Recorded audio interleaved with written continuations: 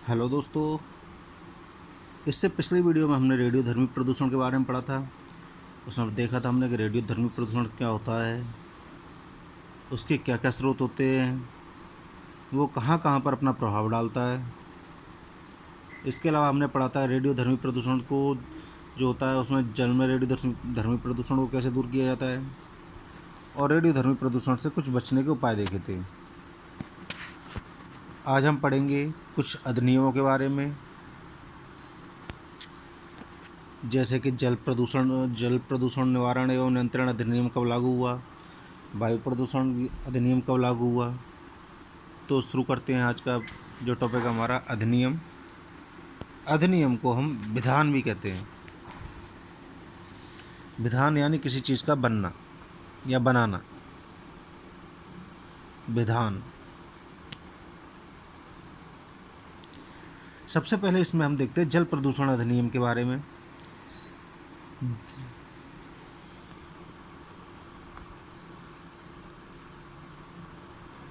जल प्रदूषण निवारण एवं नियंत्रण अधिनियम।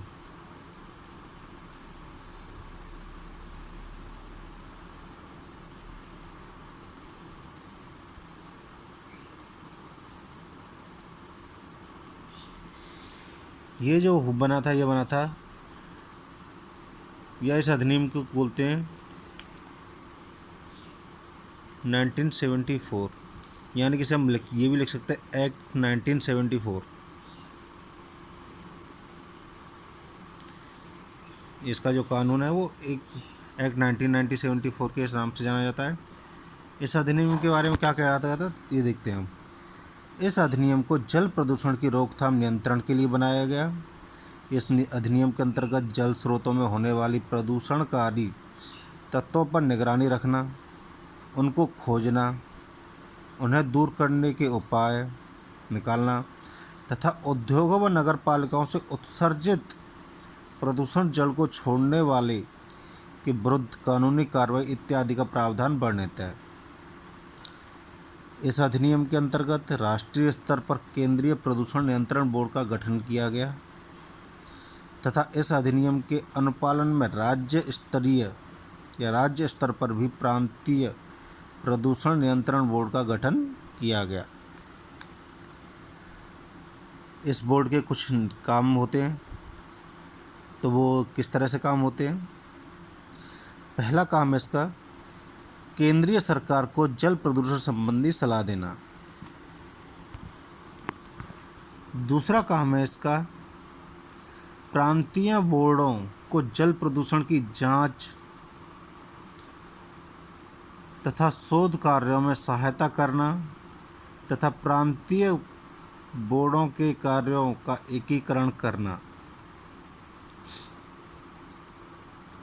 इसका तीसरा कार्य है जल प्रदूषण को रोकने हेतु राष्ट्रव्यापी कार्यक्रम चलाना। अगला कार्य है इसका सरकार की सहायता से जल के मानक स्थापित करना तथा समय पर उन्हें पुनरीक्षित करना।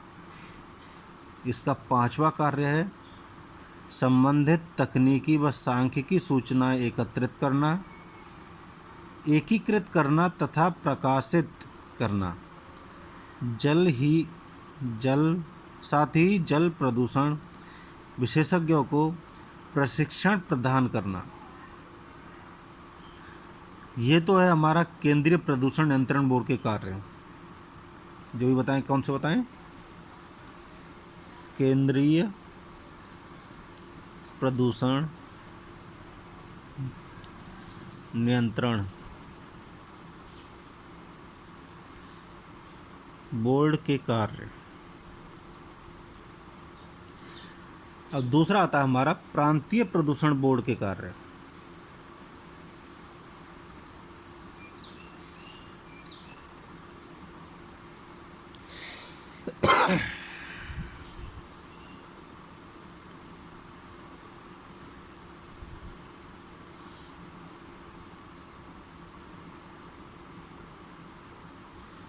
प्रांतीय प्रदूषण बोर्ड के कार्य कौन कौन से होते हैं।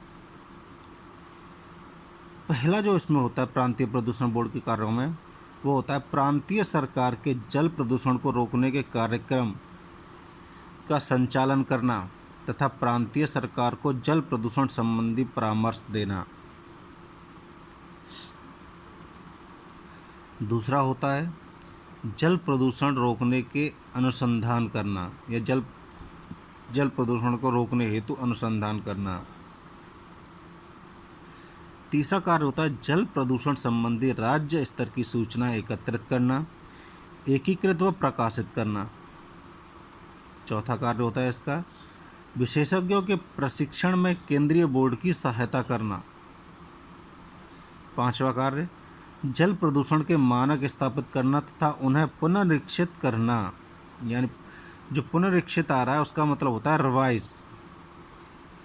एक शब्द आ रहा बार बार, पुनरीक्षित।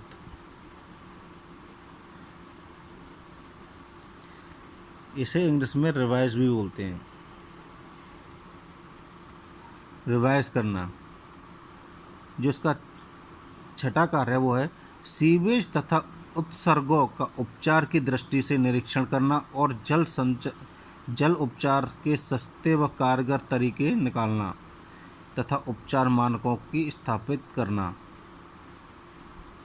इसका सातवां कार्य है सरकार को उन उद्योगों की जानकारी देना जो हानिकारक उत्सर्जक बाहर छोड़ रही है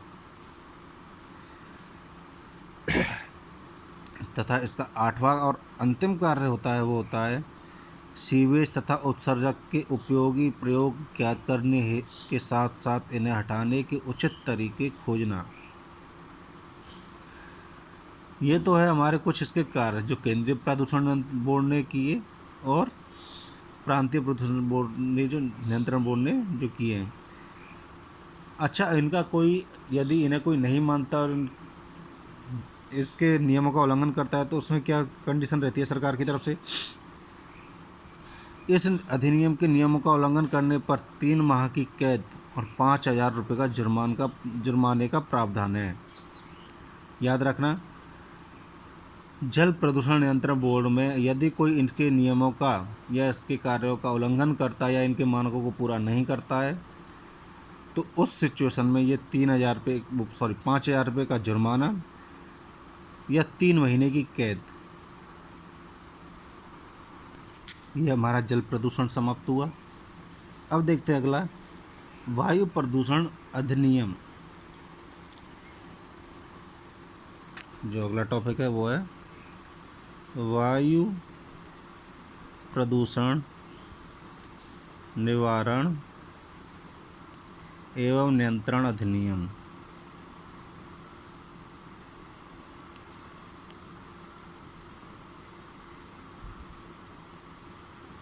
(1981)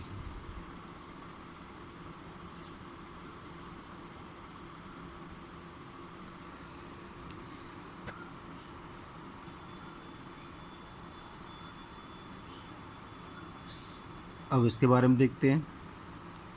सन 1981 में इस अधिनियम को संसद द्वारा पास किया गया। केंद्रीय तथा प्रांतीय जल बोर्ड को वायु प्रदूषण की रोकथाम व नियंत्रण की अतिरिक्त जिम्मेदारी सौंपी गई। वायु प्रदूषण की जिम्मेदारी किस पे है? जल प्रदूषण या जल बोर्ड के जो कार्यकार होते हैं उन पर वायु प्रदूषण की जिम्मेदारी सौंपी गई। केंद्रीय जल प्रदूषण बोर्ड वायु प्रदूषण की रोकथाम हेतु वैसे ही कार्य करेगा जैसे जल प्रदूषण की रोकथाम के लिए करते हैं तथा प्रांतीय बोर्ड तदनुसार कार्य करेंगे। यानी दोनों जैसे सेंट्रल बोर्ड और प्रांतीय बोर्ड जैसे काम करते हैं वो ऐसे ही काम करेंगे जैसे जल प्रदूषण के लिए करते हैं। प्रांतीय बोर्ड केंद्रीय बोर्ड के सहयोग में औद्योगिक इकाइयों मोटर गाड़ियों के लिए वांछित वायु गुणवत्ता का निर्धारण करेंगे जो कि क्षेत्र आधारित होगी। प्रांतीय सरकार प्रांतीय बोर्ड की सलाह पर किसी पदार्थ विशेष उपकरण विशेष के किसी वायु प्रदूषण नियंत्रण क्षेत्र में ज्वलन या प्रयोग पर रोक लगा सकती है। साथ ही मोटर गाड़ियों के धुएं के मानक निर्धारित कर सकती है। किसी वायु प्रदूषणकारी गतिविधियों पर अंकुश लगाने हेतु प्रांतीय बोर्ड न्यायालय में आवेदन भी कर सकता है। प्रांतीय बोर्ड के सदस्य या अधिकृत व्यक्ति किसी स्थान विशेष का निरीक्षण तथा किसी उपकरण विशेष की जांच कर सकते हैं। सूचना प्राप्त कर सकते हैं एवं उसका नमूना भी एकत्रित कर सकते हैं तथा वायु प्रदूषण की रोकथाम हेतु आवश्यक निर्देश भी निर्गत कर सकते हैं। अधिनियमों ये तो हो गया इसके जो कार्य कर सकते, क्या क्या कार्य कर सकते हैं। अब जो इनके कार्यों का उल्लंघन करता है उसके लिए क्या कंडीशन रखी है। अधिनियम में वर्णित नियमों का उल्लंघन करने पर 6 वर्ष की कैद या जुर्माने का प्रावधान है। क्या है कि जो वायु प्रदूषण के बोर्डों का अगर कोई अधिनियमों का पालन नहीं करता है, उसके नियमों का पालन नहीं करता है, तो उसे या तो 6 वर्ष की कैद है या जुर्माना है। अधिनियम में कंपनियां तथा अन्य संस्थाओं द्वारा नियम का उल्लंघन करने पर दंड का प्रावधान भी वर्णित है। ठीक है। अब आता है हमारा पर्यावरण प्रदूषण अधिनियम, अगला जो टॉपिक है। आप पॉइंट डाल सकते हैं। ये हमारा ए पॉइंट हो गया, ये हमारा बी पॉइंट हो गया। अब हमारा सी पॉइंट क्या है। पर्यावरणीय या पर्यावरण प्रदूषण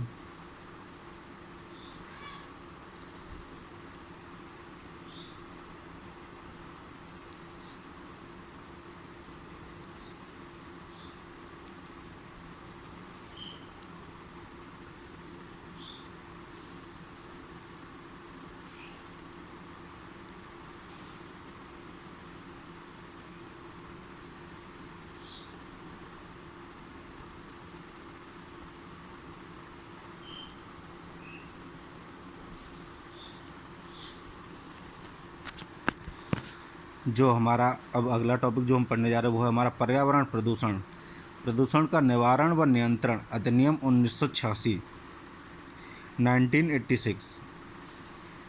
और जब पर्यावरण प्रदूषण के बारे में बात चलती है तो पर्यावरण प्रदूषण के बारे में देखते हैं क्या क्या है।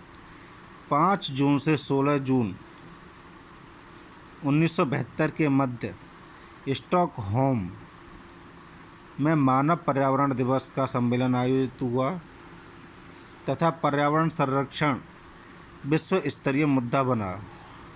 भारत ने पर्यावरण संरक्षण अधिनियम 1986 को अधिनियत किया। इस अधिनियम को 23 मई 1986 को राष्ट्रपति द्वारा अपने हस्ताक्षर द्वारा सहमति व स्वीकृति प्रदान की गई तथा 26 मई 1986 को राजपत्र में प्रकाशित किया गया। 19 नवंबर 1986 को यह प्रवृत्त हुआ और तभी से अधिनियम पूरे भारत में लागू हुआ है। इस अधिनियम के अंतर्गत कुछ मुख्य प्रावधान भी दिए गए, जिसमें से पहला प्रावधान क्या था। अधिनियम में केंद्रीय सरकार के पर्यावरणीय संरक्षण संबंधी अधिकार।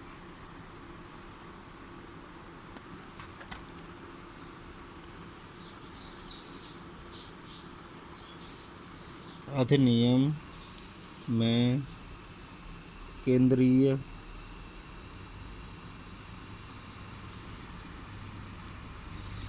सरकार के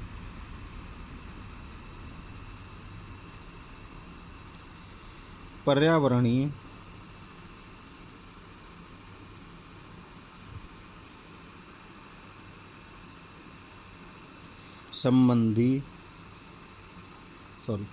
संरक्षण संबंधी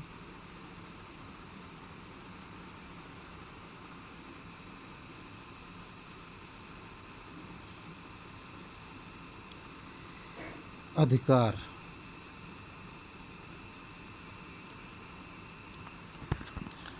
तो जो केंद्रीय सरकार ने पर्यावरण से संबंधित कुछ अधिकार दिए गए थे, वो अधिकार क्या क्या हैं? इसमें जो पहला अधिकार दिया गया था वो दिया गया था पर्यावरण संरक्षण कार्य में प्रांतीय सरकारों के कार्यों को नियमित करना। दूसरा अधिकार दिया गया था पर्यावरण संरक्षण हेतु राष्ट्रीय व्यापी कार्यक्रम का आयोजन एवं निष्पादन करना। इसमें तीसरा कार्य दिया गया था पर्यावरण गुणवत्ता के मानकों का निर्धारण करना। अगला कार्य दिया गया था इसमें विभिन्न प्रदूषणों स्रोतों के निर्गत होने वाले प्रदूषकों की अधिकतम प्रदूषणकारी सीमा का निर्धारण करना। पांचवा पॉइंट दिया था इसमें इन क्षेत्रों का निर्धारण करना जिसमें सुरक्षा के उपायों के साथ विभिन्न औद्योगिक संस्थानों का उपक्रम स्थापित किया जा सकता है। छठा पॉइंट दिया गया था पर्यावरण प्रदूषण शोध प्रयोगशालाओं का स्थापन या मान्यता प्रदान करना। सातवां पॉइंट दिया था इसमें पर्यावरण प्रदूषण संबंधी सूचनाएं एकत्रित करना तथा प्रकाशित करना। आठवां पॉइंट दिया गया था वो दिया गया था पर्यावरण की रोकथाम हेतु मैनुअल, गाइड बुक, कोड इत्यादि को निर्धारित करना तथा पर्यावरण प्रदूषण की रोकथाम हेतु शीघ्र कार्यवाही करना। इसमें आठवां जो पॉइंट दिया गया था वो दिया गया था औद्योगिक संस्थानों, उपकरणों, मशीनरी तथा औद्योगिक प्रक्रियाओं का निरीक्षण करना। आठवां पॉइंट दिया गया था वो दिया गया था पर्यावरण प्रदूषण के कारण संभावित दुर्घटनाओं से बचाव के कारगर सुरक्षात्मक तरीके निर्धारित करना। ये तो पहले उसके अंदर गया था संबंध अधिकारों के अंतर्गत। दूसरा इसका अधिकार क्या था? अधिनियम में सरकार को संस्थानों का निरीक्षण करने, नमूने लेने तथा औद्योगिक कार्य रोकने का अधिकार दिया गया है। और जो तीसरा अधिकार है, जो तीसरा कार्य है वो क्या है? अधिनियम में नियमों का उल्लंघन करने पर 1 लाख रुपए तक का जुर्माना व 5 वर्ष की कैद का प्रावधान है। साथ ही कंपनी, सरकारी संस्थानों द्वारा नियमों का उल्लंघन करने पर दंड का भी प्रावधान है। तो इस तरह से हमने देखा कि आज की वीडियो हमने पढ़ा था जल प्रदूषण के अधिनियम के बारे में, वायु प्रदूषण अधिनियम के बारे में और पर्यावरण प्रदूषण अधिनियम के बारे में। आगे हम पढ़ेंगे अगली वीडियो में पर्यावरण संरक्षण अधिनियम के बारे में और भयावह अपशिष्ट अधिनियम के बारे में, जैव चिकित्सीय अपशिष्ट के बारे में और ध्वनि प्रदूषण के बारे में। तो आज की वीडियो हमारी यहीं समाप्त करते हैं। मिलते हैं अगली वीडियो में।